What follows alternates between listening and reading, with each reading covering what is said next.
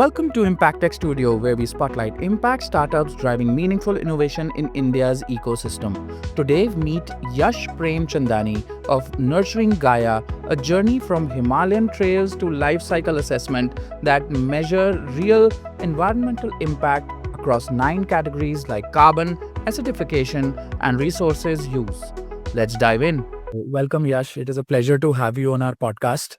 So, our podcast is called Impact Tech Studio Podcasts. We generally get startups who impact the meaningful innovators in and innovation ecosystem in a better way, and people who show signs of a startup that can grow leaps and bounds. So this is where we thought that your startup has the opportunity, and your service startup that is getting productized over a period of time. So I looked at your startup and the work that you do.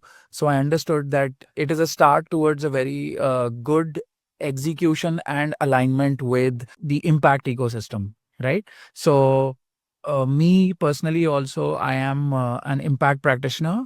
We are working on a venture studio of our own, where we are moving towards designing our own climate startups venture studio. Apart from that, we also have this media platform where you will be able to get the voice for all your updates over a period of time. And also on top of it, we become a community, because being in the center of all the people who are showing potential for growth, we become that community that can make goodness to spread to each other, right? So this is where we stand. Okay, so welcome to the podcast. So Yash Premchandani represents Nurturing Gaia, if I'm pronouncing it correctly, and that's basically helping people to understand what is climate and what is sustainability, and create measurable results for their definition of how have they impacted the environment, right? So welcome, Yash. So I will ask you the first question. What made you start with Nurturing Gaia, and what is this name Nurturing Gaia? So you need to actually explain that uh, and give us an understanding. Yeah. Sure. Okay. Thank you, Arvind. Thank you for the lovely introduction. So, I think it's better if I walk you through my journey. I think that would make for a better understanding rather than giving you a specific insight. Right. So, my journey started, I think, in 2014 in the Himalayas. I used to go hiking in the Himalayas. My parents put me in when I was 10, 12 years old. And in 2014, I came across this program which was called the Green Trails, where we used to collect the waste from the trail where we were walking, and then we would bring it to the base camp, segregate it, and then in 2017, this turned into an upcycling program. So, yeah, so we were at that in 2017, we were even educating the kids in the Himalayan villages on how not to generate plastic waste, and the plastic waste that was generated, how it could be converted into compost bins or some other pillows or some kind of innovative aspect. Um, at the same time, I was pursuing my bachelor's in mechanical, where I was learning more about renewable energy, and that also gave me an idea of if this is something that I would like to pursue. Um, but obviously, once you graduate, you wanna get a hold of corporate life, got into IT in that segment, did not enjoy it. So eventually I ended up doing an internship at one of the oldest wind energy consulting firms in India. And yeah, which is called Consolidated Energy Consultants. And there I learned a lot about wind resource assessment, EIAs like environmental impact assessments, and a lot of other aspects. And they were working on a hybrid project of solar and wind and battery storage, which was quite innovative. This led me to apply for a master's in Sweden. So I went to Sweden to Linköping University, and I did my master's in sustainability engineering and management. Okay. Now, Linköping as a region has a very unique vision. They want to be the most sustainable region in the whole world. And the things that I saw, experienced, and became part of were quite innovative, to be honest, and futuristic, right? So that gave me a lot of ideas. At the same time, I started doing my thesis. So I took the topic of life cycle assessment as my specialization because a friend suggested that this is the last time you can, actually do anything you want without having resource constraints. So the idea was to understand how from start to end any product or process actually works. And hence I got a chance to work with OEMs of Volvo in that process, which was quite interesting. At the same time, my friends were working on projects in forestry, so I joined them. Then we started our own organization called Operation Green there, where we were basically doing biodiversity conservation awareness with different associations. We even did some sessions with the WWF Sverige and Amazon Watch as well. So it was a long line. Now that was something I was doing there, worked there for 2 years, came back to India, helped design an automated ESG reporting platform. But at that moment, I did not want to work with the corporates. So joined Climate Collective, which is a kind of like an accelerator. Right. Which helps climate tech startups go from 0 to 1 in 1 to 2. Now, uh, help them start their impact assessment certification program. But again, I wanted to pursue my own things. So while I was in Sweden for 4 years, I was building my own plans on what I could, come back to India and do. So in November 23, finally started unofficially because at that time the name had not come to be, right? Yeah. And then I kept thinking a lot on the names. First, I thought it should be Sprihal, which is coconut in Sanskrit. So I realized let's try that. But my advisor, who used to be my boss in Sweden before, was like, okay, this is a name that maybe Indians will understand, but not anybody outside of India would not be that excited, right? So that gave me an idea. Okay, what should I do? I need a name that resonates with India and the world. And hence the name Gaia came to mind, since Gaia in Sanskrit means Mother Earth and Gaia in Greek. Yeah. And Gaia in Greek is goddess of earth, right? And then when I started looking at patents, Gaia was like Gaia Consulting and all those were already undertaken by firms in UK. So I was like, okay, but you don't want to be just a consulting firm, so what? And hence, well, with my interactions with other climate leaders, I realized that what we are doing is nurturing this planet as we nurture a plant. So hence, nurturing Gaia, healing the planet one project at a time. Right. Right. Amazing. So you found a connection between two different cultures with a name that was ancient for both. So that's an achievement.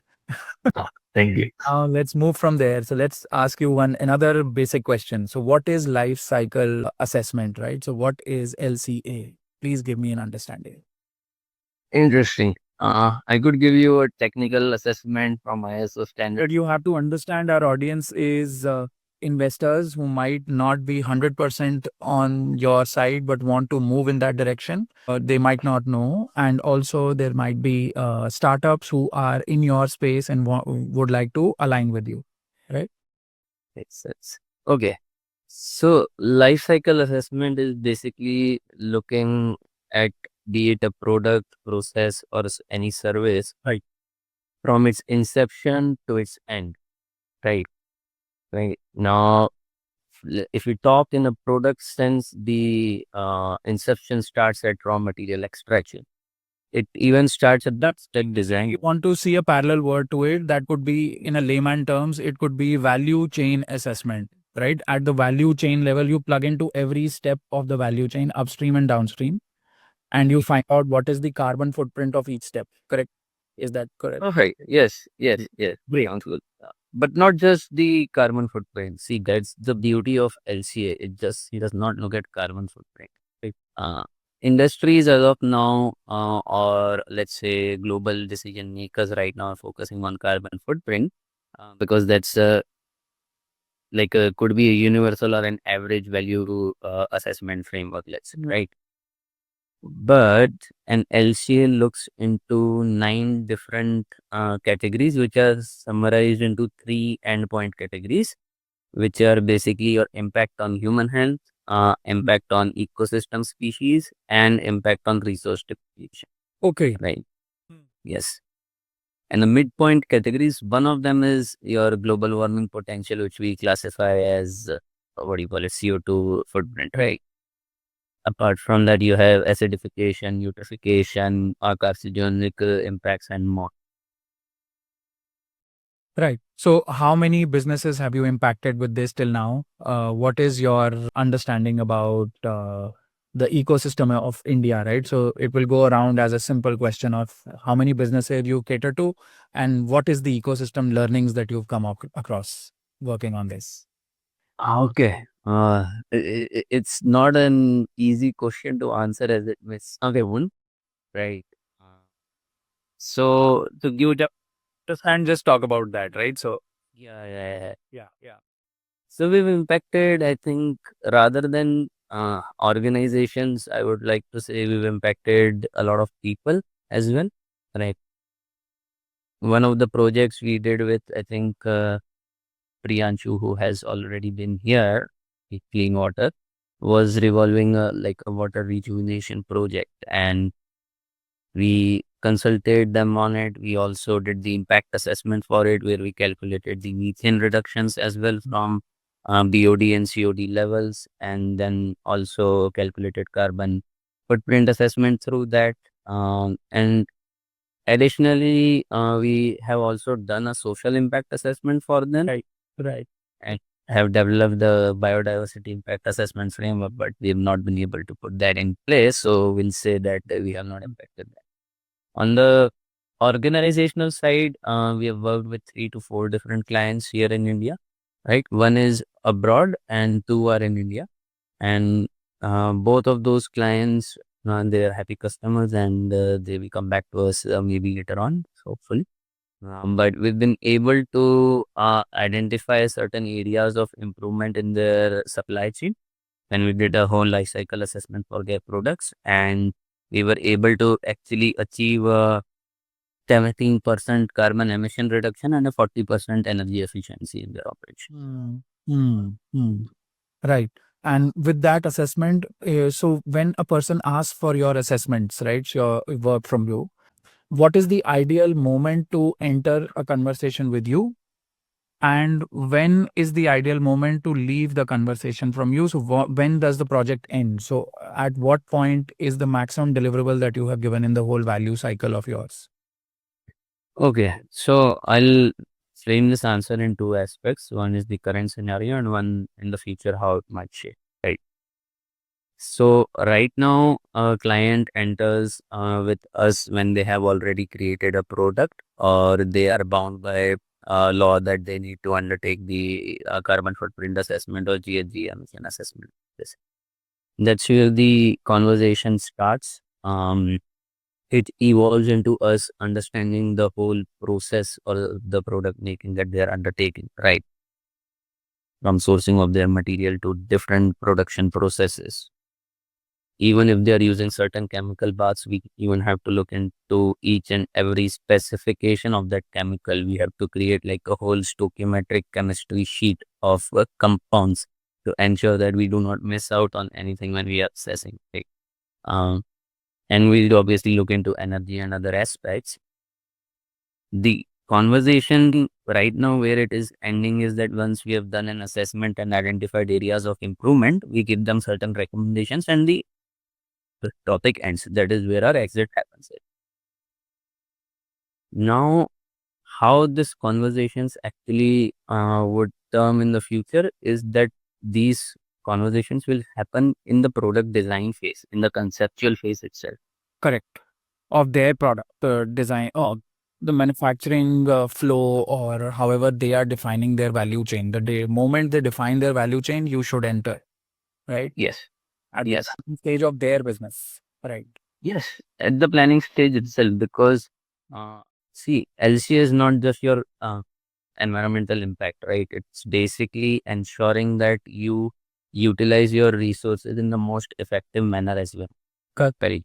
Correct. That's what the outcome we are looking for, but it should also have a long life a line as well, right? It should not be just single use, or it should not be just use it for 6 months or a year and then it decomposes. No, your product should meet your customer preferences, should be helpful for the environment, and should have the least impact on the resources and the ecosystem as well, right?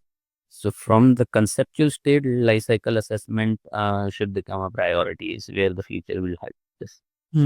So give me an understanding of, you might be in the future and currently when you're looking at a project, it might not be one kind of industry, right? It might be totally different, the whole process flow and everything in manufacturing. So there are many divisions in manufacturing.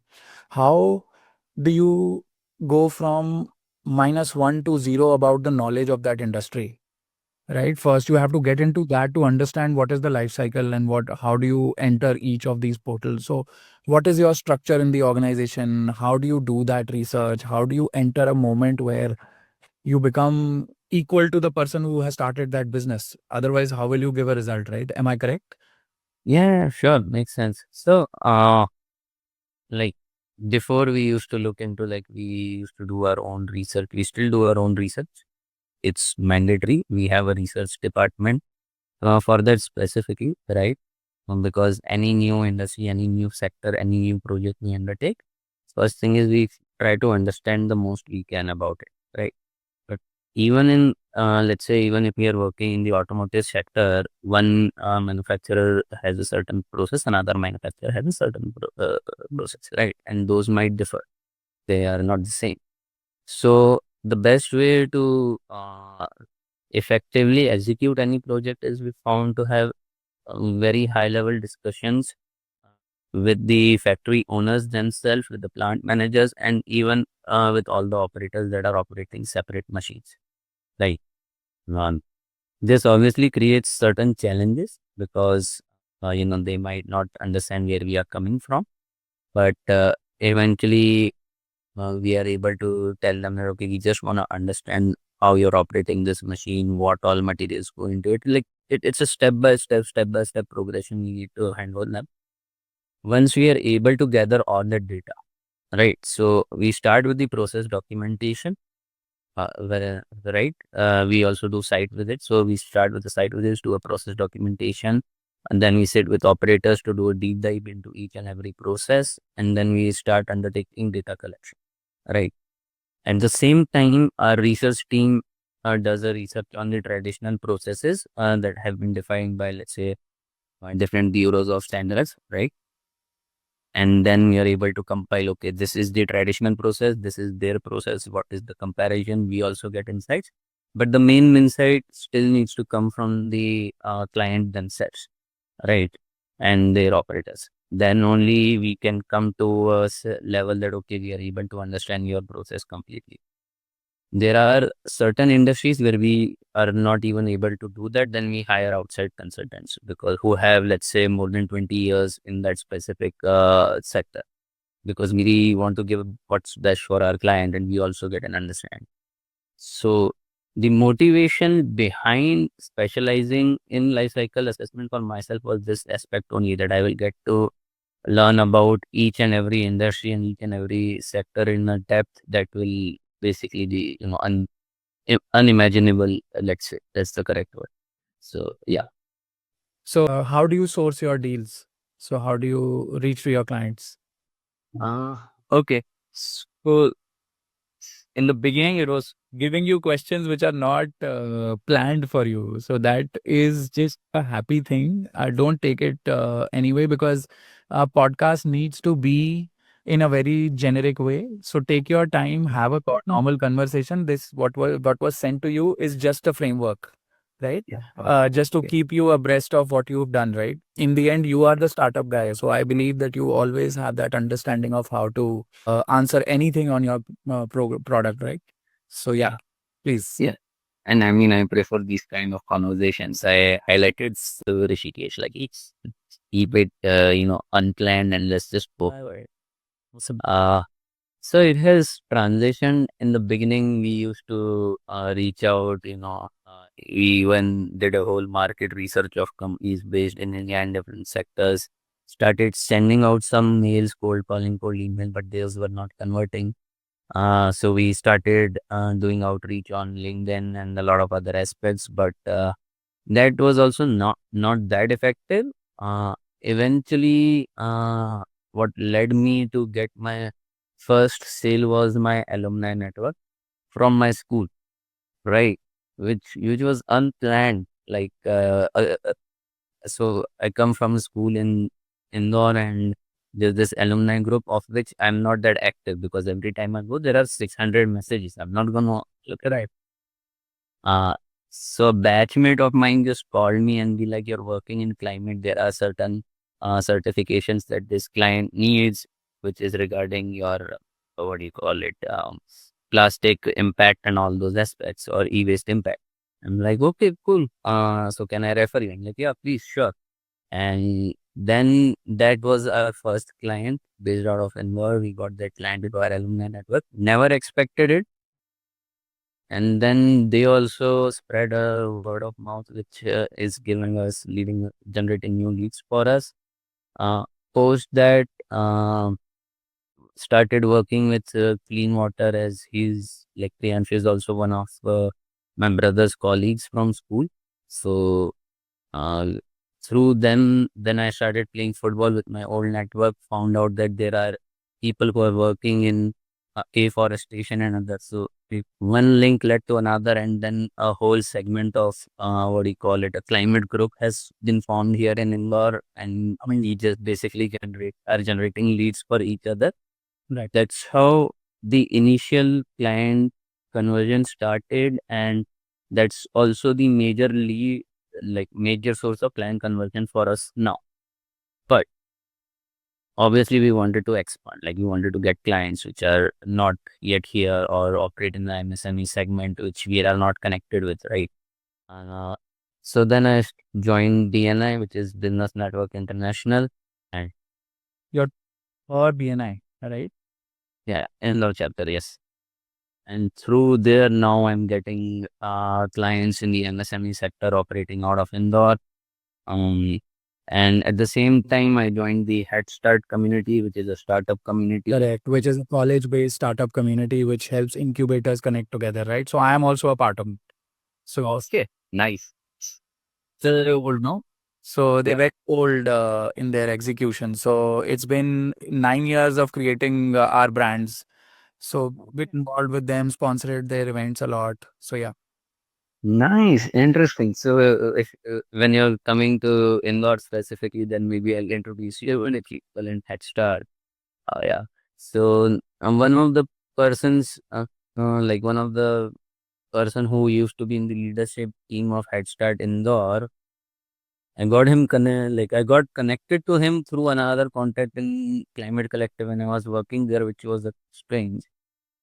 Now, this person has now become an advisor to us as well. He guides us as well, and he has been in the Indore ecosystem or the NT ecosystem for long.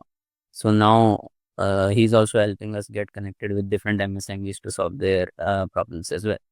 Hence, these are our major sources. Recently, we also attended one or two Thai events, TaiCon MP. Yes, right. And I mean, I never expected that their lead generation or lead conversion would be so fast. So fingers crossed. Uh, Within the past 2 months, we've gotten more than three client leads already and one investor lead in such a short moment. And that we are thankful to all these networks. And so luckily, our cold calling. So Thai, what I found out, it will always help you to align with all the initial startup ecosystem of India. So basically, your story founder runs it. Deep Kalra of Make My Trip runs it. So once you get access to them, you get an access to a big ecosystem that they are aligned with.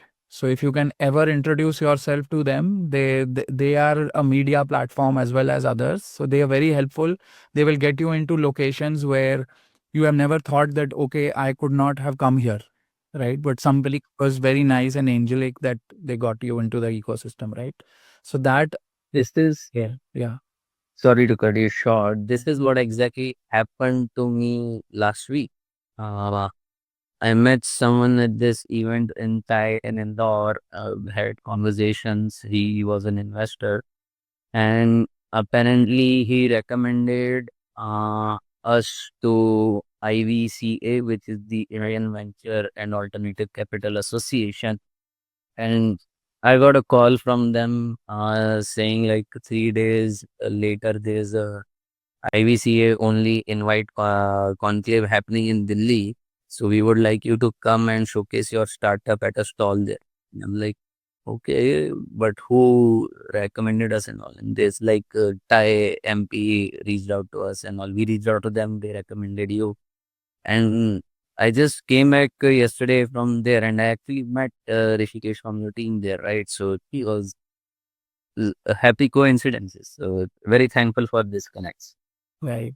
So so I heard about your product and I thought about that you also work in carbon credit side. So because you are looking at the life cycle assessment, you're also doing maybe assessment for carbon credits in that life cycle, right? Correct? Yes. Right. So So there are there is one carbon credit measurement company which I have just invested in. They I am also introducing them to the UK ecosystem because the biggest buyer of carbon credits is the UK, right? As per his research and my understanding, it has been the UK, right? So we are introducing him here as well. So he could be a very good channel partner, like a partner to you, because he has a group of other he has many nuts and bolts to his product which could become your nuts and bolts while you are making your product as well. So give me an understanding of how you are involved with carbon credits and at what level do you operate in carbon credit measurement, and is there a policy in India or what is the ecosystem that you align with to align your carbon credits to the standard, right? So are there any standards you align to, right? So what are those standards you align to? sure. Look, we as Nurturing Gaia do not do our own carbon projects. Right. Like we do not develop carbon projects, right? Right. Uh, but we get involved in two specific phases, right? First is the consulting on the development of the project itself, right? Right. Because we've seen a lot of project developers, they undertake plantation activities, which are pretty nice, but either they just look at the current plantations or they look at what could be, plantation that generate the maximum amount of carbon credits as well as provide additionality to the community. But what we found initially was that a lot of analysis of the native species was missing, and also how the climate would look 15 years from now, right? Right. This is something that I learned in Sweden, that they were undertaking there, that they do a native species analysis and how the climate will look in 10 to 15 years. So they plant those trees accordingly so that their region is already adapted to the change that might come up. So we started there while, consulting one or two different agencies. Now, then we also help in calculation of how much carbon credits could be generated, right? We don't do specific alignment with different methodologies. We do follow CDM methodologies, gain development mechanism methodologies, but our calculations are usually based on ISO 14064, those kind of principles. And we also employ IPCC frameworks as well.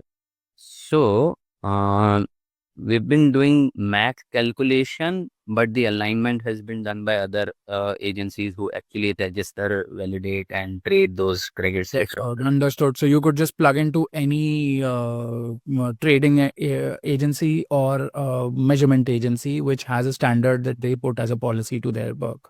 Amazing. Yes. Amazing. So you could be plug-in for research for them as well, right? Yes, and what we envision us growing in this specific segment is development of novel methodologies, because Right. a lot of projects need to be introduced, especially revolving around water and even urban development as well, where carbon credits could become a major source for social impact as well, environmental impact as well, plus economic impact as well. Right. So that is what we are envisioning later on. So there was something that I read about your thing that you also educate the companies and you also educate. So what is the education part of the plugin that you have in your product? Okay, so interesting. So we are trying to educate three different kind of Hmm. people, let's say, Yes. So right? stakeholders, yeah. Not just stakeholders. Stakeholders, like, I'm dividing, let's say, age groups. Understood. Age groups, Yeah. right? Awesome. First are the industries and the people who work in those. So let's tell them organization, right? Uh, Second are general public who are unaware of climate change or sustainability or have a brief idea. And third are students, right? Children and students. Let's start with the first. Uh, in organizations, what we identified through our conversations with other ESG professionals and implementers as well is that there's nobody taking charge of the ESG implementation in organizations as of now, Right. right? Because there's not much clarity in the organization itself. Mm, like one department says that it is the responsibility of HR, HR says it's the responsibility of quality, quality says it's the responsibility of sustainability. So there's no clear alignment inside the organizations. And even if they do, the operators or the people who actually run the whole company at the factory floor, they are not ready to implement those practices as of now because they are not getting any incentives, right? So we started this. So what we have started educating organization on is to take a bottom up and a top down approach at the same time. Right. Right. So then you'll be actually able to understand what are the challenges here, what are the challenges and the vision from here, and then combine them and then actually start implementing your policies and then start. But then came another challenge. How do you get people to adhere to these changes? Right. So based on that, we are actually right now testing a pilot for a gamification, like an online game for people across different levels of organizations that they can go, play that games like a knowledge dissemination game, be it Ludo, Snakes and Ladders or something. Every turn you play, you get a question about certain ESG, which is relevant to your role in the company. And then, you play it, you get points. If you don't, you get a correct answer. What should be the correct answer and why? And then you get negative points. So at the end, you see, okay, how much you've learned. So it's a way for companies to track it as well later on. We are just trying to find the right people to pitch it to because we've not had success on At an on this. organizational level, so at an organization level, for the gamification part of your product, what are the rewards? So what kind of at what's so you might be creating reward system also in the game, right? So there must be some reward to move towards that one level, right? So to the organizations for them to define the rewards also. That's what you were planning to do. Yeah, so our main basic understanding is that the employee who basically gets the highest number of points gets awarded by the organization itself through maybe an added vacation or maybe some higher pay or something. Right. Uh, that is the main reward we are looking at. But on a granular level, we feel that maybe we should add on some coupons, but that will come later on because first we want to see if organizations will actually like to implement it or not. Right. Okay. Right. So what organizations tend to achieve out of it is a lot of cost and efficiency, improvement and efficiency improvement in the organization. And I believe that with that efficiency that they create, they save the money and they can put, they will always save money even if they reward in a better way to the employee, right? So in the end, rewards are less costing than save that can happen through the process that you implement, right? True, very true. But it's hard for us to make organizations understand so easily, right? Because they have their own focus areas as of now. Define, let's say, Correct. right? So that's a challenge. Maybe you can help us, pitch it to certain organization or help us clear that roadblock. Who knows? We could find a way to connect you with some people who could get that conversation started, and you can share us with the feedback, and then we can work accordingly that way, right? Yeah. Yeah. Yeah. Hmm. Yes. Wow. So this is the innovation wide. So this is the organization wide education, right? Yeah. Apart from that, told me other two ways of. Oh, sure. Let's Give me that also. so, yeah. So one thing in the organization aspect is that what this leads to is your ESG enhancement. But right, we all talk about ESG reporting. Nobody is talking about enhancement. You'll report one thing in 1 year. Next year, what will you report if you not enhance? How will you improve your efficiency performance? That's the end goal, that outcome we are trying to. And on top of it, the market in India is also getting created very soon. So I have internal knowledge the credit markets will come to India as a credit market officially.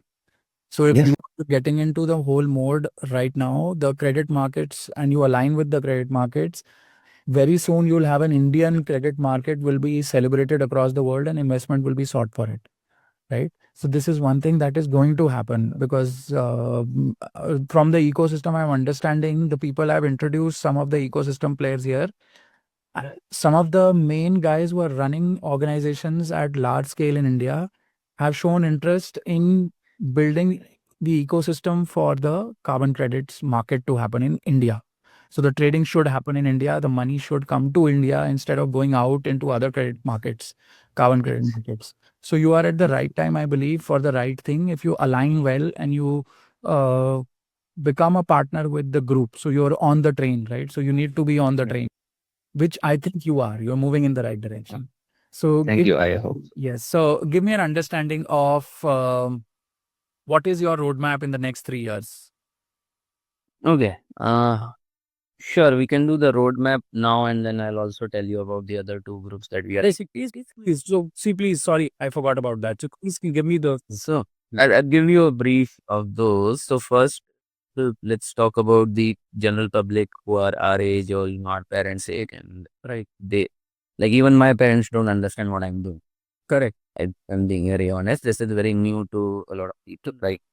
So we are trying to bridge this gap, and we organize events, right? And these events are again very hands-on. So what we do is we start by doing a workshop, right? And it is a gamified workshop. It has just gotten converted into a gamified workshop some months ago. Before that, we were just doing like sessions, but those were not that engaging. We also keep panel discussions with climate leaders based in Indore, specifically since we are educating the general public here. And I mean, Priyanshu is one person who is on the panel. Then there are other 3, 4 carbon people who are working in carbon markets as well, and who are working in sustainable living as well. Z gets those people together because people who are just looking at it from an organizational point of view, or like what could be the economic benefit for general public in this, are one thing, but living aspect, right? We are within this era of AI and so much hands-on mobile interactions, we have forgotten our connection with nature. So we ensure that one panelist we always get who practices sustainable living as well. We are trying to convey all these knowledge through panel discussions, and then we also keep documentary screenings in collaboration with All Living Things Environmental Film Festival. Right. So that is how we've been under. You're making them your climate ambassadors, kind of. So you're either gamifying it and rewarding them with some. So gamification might be like a coursework that they go into, and then in the end, they become an ambassador or something like a certification by you, right? That's the aim. One is that. See, it's this. We have you certify people to become climate ambassadors, right? So easy for you to spread the message. Yeah. Yeah. Okay. It's So easy way of getting the your process to be understood by them and putting a coursework that becomes a continuous income. You could host it on other platforms also, like Coursera and all those places, and put a certificate underneath, right? Align with the university, give that course to them, tell them, okay, I will design the course, you give the certification, right? So they get the university handshake as well. addition is early. Will become your ambassadors with your process, and you give that as an introduction to people that anyone who wants to know about it, you can get this certification from here. Yeah. Perfect. So that is how. Yeah. So another one is the third group. So the third, the students about, yes, student. How are you, students? Well, uh, to be honest, I out of the three categories, I love working with students the most. Right. Right. Right. Because every time I interact with them, I always feel like it's me who I'm learning, and my mind is always like, okay, at their age, I was nowhere near this. I had not so much thinking power, and they always seem to surprise me. So our engagement with students started uh, through a student from an international board school in Mumbai reaching out to us for a session themselves. They're like, we are organizing this panel discussion. We would like you to be part of it. Uh, that's how it started. The panel discussion, the school liked it, so they invited me to take another session there. And this session was on embodied energy and embodied carbon. So what better way to make students understand this topic other than the example of a chocolate? Right. Right. Right. So that, that's how it started. But then you got the feedback from students that, you should make it more interactive. And hence, now in July, we conducted our first workshop on something called as the Gaia Climate Game. It's a role play game where you can undertake the role of an investor, politician, uh, researcher, private company, or an NGO. And all five have different agendas. They have their own agendas. But these five together form one region. And the region has a goal to become net zero or climate resilient. Right. Now, the catch is everybody gets their own cards to play, and every card has certain points. Right. Some cards also require some funds. So we have those cards which are, these are inspired from Monopoly. So they also interact this. But the catch is that if you are an investor, you decide to, let's say, play a card of investing in smart water technologies, then the private company will have to have, like, let's say, a wastewater recycling unit. They need to set up. Researcher would have to have like a similar, coherent area that they research on, and you do a similar campaign. Government takes a policy on it. So we are creating these interlinkages so that they understand, and each of these have a one-line description and the uses of it as well. So it provides awareness as well and a systemic thinking for students, like, okay, if I need to implement this, these all actors need to come into play. Right. Now, once they align it, the region starts to get a points, right? If one card is missing, then the region does not get any points, right? And then we introduce climate disasters, right? Right. You need to add layers to the game, right? As they move ahead and more engaged. Uh, so each disaster has different economic, environment, and social impact, negative points that everybody gets, and then they need to see if they come together or not. And the cards that open post that will have high environmental value or high economic value or a balanced output. So then we see what they undertake, what are the choices the students make, right? And then there's a final catch. Right. You're not just playing against each other as one region. You'll be competing with another regions as well. So other five people represent another team and another team. Right. And whoever wins gets more resources allocated, because that's how things in real life work, right? Like the center of any government will only put money into the region which is progressing or, meeting its clauses. So it's trying to induce all of these things into one.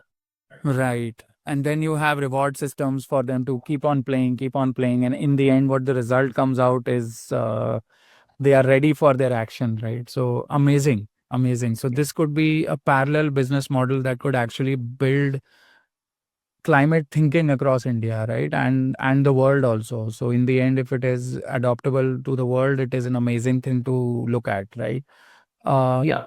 Economies like the UK are already very structured in terms of the impact side of things. So if you come here, you will be always be very happy to see that people are already having large scale sustainability discussions. And the ticket size goes from the smallest of the organization to the largest of the organizations. They are all talking sustainability because there is some government push, right? So there is some government happiness that comes in and helps them out. What are the policy things that you think should be executed for India? Basically, what are your thoughts? Any initial one to two thoughts about policy decisions that need to be made? Just tell me those.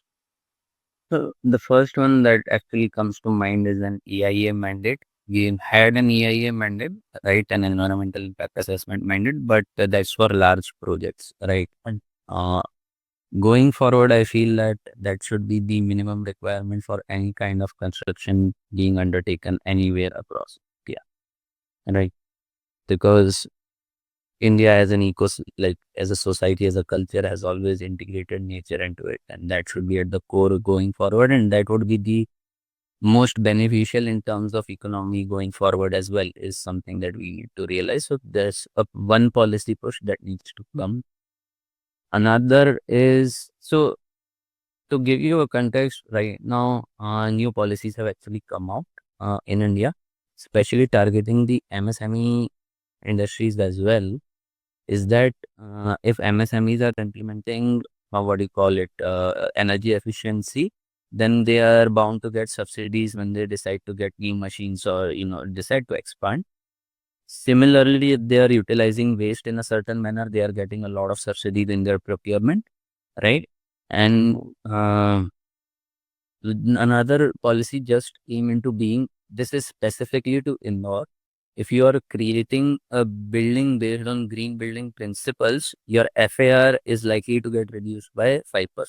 Beautiful. Right. Yeah. So these things are already happening. Beyond that, I think one more policy that should come is, I mean, I think right now I'm happy with it, but obviously more could be done. One should be obviously on water resources, because there's going to be a major crunch. So they should initiate like that. Million solutions to it. There are million solutions to it. There is not much of a flow coming from the government and a push coming from the government to utilize all those ideas. So there should be some structure that comes from that side and becomes that discovery and execution for the startups who have ideas like that. Amazing. So tell me about your revenue model and cash positive. Uh, Okay. Cash positive, not as of now. Correct. We are hoping to turn cash positive, uh, touch wood and fingers crossed, if pipeline projects, Yeah. two projects are in pipeline. If we are able to secure those, will become cash positive in 4 to 5 months easy. So, but then those again will be invested back into the company. So I don't know if I'll call us cash positive so soon, right? Yes.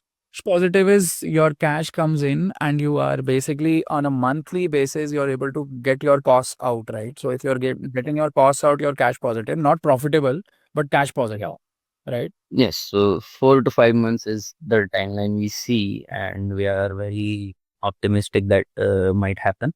So, looking forward to that. You could even become cash positive in next 2 months if another project we are in the final terms of talks with gets realized. Right. So we are on that. Kind of structured revenue to be generated, right? And what is the kind of revenue model? So when I say revenue model, what is the kind of ticket size of your client? So is it what is the minimum that you charge, and what is kind of the kind of organization you align with?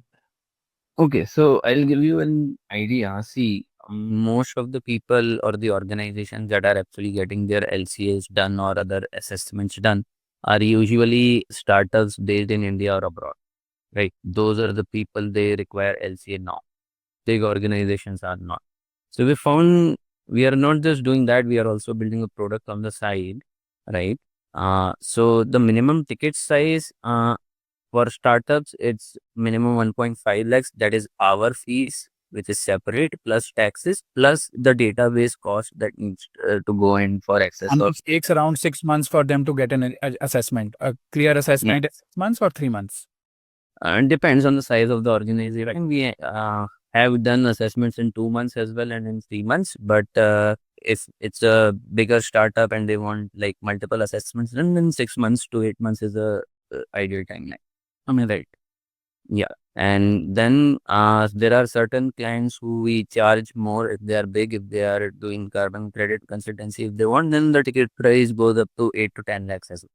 Right. And beyond, if it's a big project they want to undertake, then it goes beyond depending on the projects. Right. But the revenue model that we are moving towards now is that, so we've not talked about the product that what we are Yes. undertaking right now. Yes, please talk about it. Yeah. So we've actually partnered with a IoT firm, right, which develops IoTs. Now these IoTs we are deploying across MSMEs, right? So very basic scenario that MSME owners don't know which machine works under load, which machine is working overload, Right. right? Right. So through these sensors, these are compound sensors, they get attached to each and every machine, right? Through this, they are able to track machine halts, machine operation time, run efficiency, now feed rate as well. And now we are attaching another input, which is basically material type and weight of that material, right? Energy like electricity and heat are easily tracked anyways. So based on this all data goes to the MSME owner, and these sensors are actually RFID based. So they also know which operator is working on which part at what time. Yes. Right. Now, what it does is it gives the MSME owner this data on the front end. On the back end, utilizing this, we are able to calculate carbon emissions in real time, each and every part that is being produced. Right. And utilizing this data in 6 months to 1 year, we are able to tell them, okay, energy optimization you can do in this manner, but also to achieve the optimum quality in your product. You will be able to, you need this much feed rate should be there, this much material consumption should be there for an ideal quality that you are desiring. So that is what we are targeting as of now. This is enabling us to actually track machine emissions in real time, and those can be calculated for per product, per operator, per factory as much as you like. So this basically will help us drive supply chain optimization in real time based on carbon emission analysis. Right.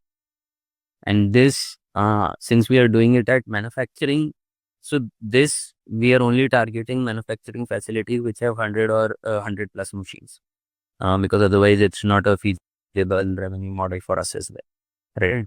Right. Yeah. Uh, And then this is the core of your scope 3 emissions that big organizations who these MSME supply parts, they will need to get. That is how we are actually tracking scope 3 emissions in real time. Right. Right. So this is the product you are making, and this product is right now ready for go to market, right?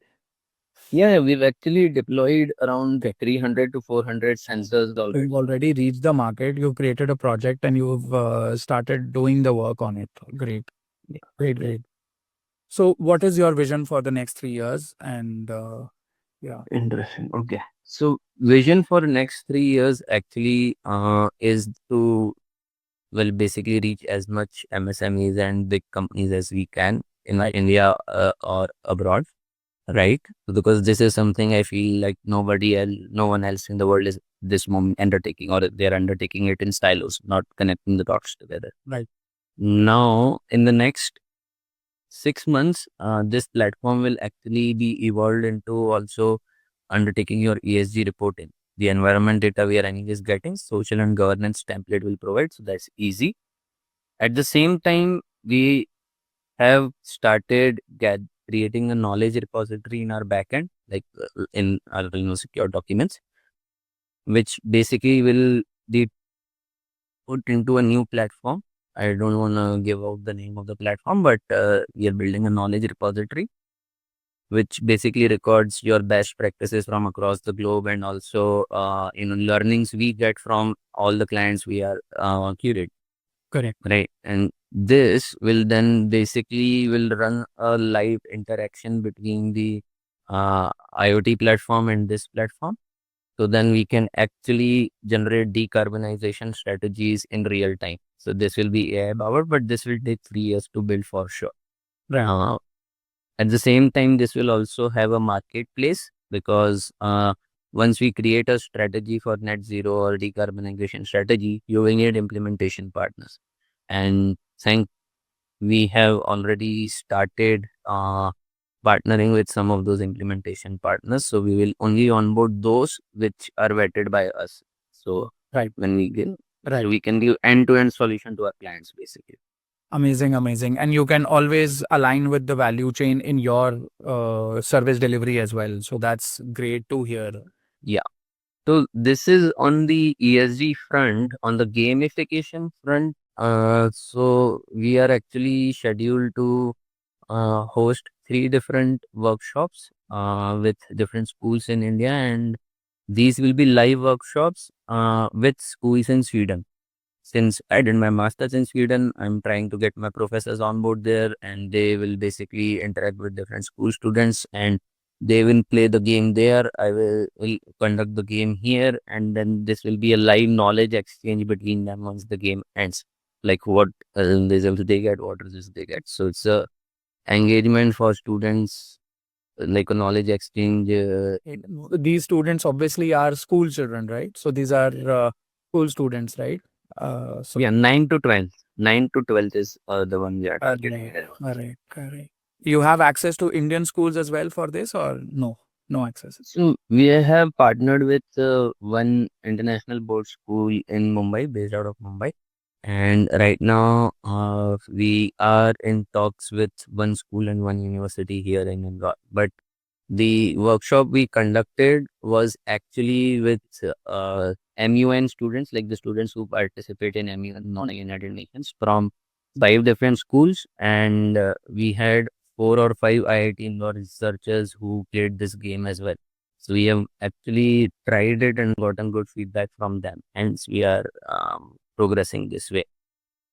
Eventually, this game will be progressed, but this is a 7-year roadmap, not 3-year roadmap. Because once this board level, this card game will get into a board game will get converted into an arcade will get converted into an online role play like a Dota, and then it will be converted into a world building game like Witcher 3, let's say. So that's a 7 to 10 year roadmap that we want to build specifically for the gamification workshop. I know it sounds quite humongous, but at least we have. So it happens automatically, right? So if you're sustainably moving in a direction, you don't even know how my game became from this point to this point because you were doing small changes every day. So I think there is an amazing vertical there as well. And it is an easier sell, right? So this education part of yours is a very easy sell. If you take it to anyone, they will say schools, which my understanding is, if you take it to a school, they want their children to always be gainfully uh, ex- uh, into something, right? Doing something day, right? And to make a coursework out of it and help them out to have some activation there. And you partner with them with some value that comes in, it's very easy for them to say a yes to all this across India. I think this is not only a one school or two school initial conversation, it is a full conversation you get. Conversation, yes. Yeah. So Amazing. can you, till now we've been doing it for free. I mean, this is just on the web that we wanted to create, and I mean, like students. I mean, it's better they do not get the crux of this. At least that's what we are taking. But I do believe that as a coursework, this would be more So there are many ways of generating funding for it as well. So if you're doing it at scale, you can make a structure out of it. Then obviously there are some corporate partners through the CSR activities. You could enter those conversations into schools and you are not spending anything. The whole spent is by the CSR effort of a large organization or any organization, right? There are many organizations who would like to also invest in such a thing, that you're taking ESG training and all the sustainability training into schools. So that kind of connect can also happen. Another big event that I was thinking while I was when you were talking about your product was, there's an event that happens in Delhi by the name of Prabhav. Okay. Okay. And you should go there. So it happens every year. So Prabhav, right? Okay. You find this event online. It is organized by Triple IC. Okay. And you go there. It is I think it is one of the largest events only of all the sustainability practitioners. Interesting. Most of them are sustainability practitioners, and they are majorly into impact, right? So this is only an impact event. There's nobody else in that event. So that way you might be able to connect to a lot of things. So there are what I have met, there are management consulting firms which are doing environment ESG consulting for companies like you in different ways, in their own ways, in their own structure. Apart from that, I have also seen startups and large organizations who enter that conversation, and then they say that I am here to just align with someone who can make my process better, right? I have seen those conversations. Third is, there are startups who are presenting in that event, and they are majorly sustainability driven. So whenever there is a startup presenting, they are also looking at this kind of execution. So pleasure to introduce you to that as well. I'll give you a link of that event as well. So pleasure to have you on the podcast. It was amazing, right? And after this call of ours, I will connect with you on LinkedIn, and I will introduce you to a number of people from your ecosystem, right? So so just get connected, and I'll get you into a group of people, right? And let's move you forward in that step as a friend entering this conversation, right? Perfect. Sounds good. Thank you so much. Thank you, Arjun. That will be Pleasure, Yash. It was a pleasure talking to you, and I really appreciate the depth of knowledge you have about your way of how you deliver your product. And it is very difficult to find people who know their product in that depth, right? So you are one of those guys we have found. So it is a pleasure of ours to get you on the podcast. pleasure is all mine. It was great talking to you. Sometimes you think about quitting, right? There are days when you're like, man, life wouldn't.